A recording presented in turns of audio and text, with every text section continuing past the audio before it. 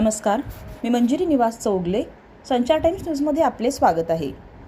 हुपरी येथील एका नगरसेवकासह इतर 9 जणांना अशा 10 जणांना हद्दपार. सविस्तर वृत्त पुढीलप्रमाणे.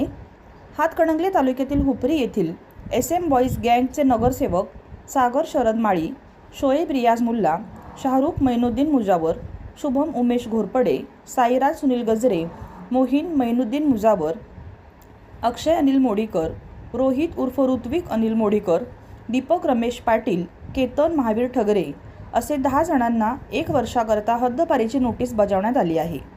SM बॉईज गँग या टोळीच्या वाढत्या गुन्हेगारीला आळा घालण्यासाठी व टोळीचे परिसरातील वास्तव्यामुळे बाधित झालेले सामाजिक स्वास्थ्य पुन्हा प्रस्थापित करण्यासाठी हुपरी पोलीस ठाण्याचे पोलीस निरीक्षक निंगाप्पा चौखंडे यांनी टोळीचा प्रस्ताव पोलीस अधीक्षक व प्रांताधिकारी यांच्याकडे सादर केला होता.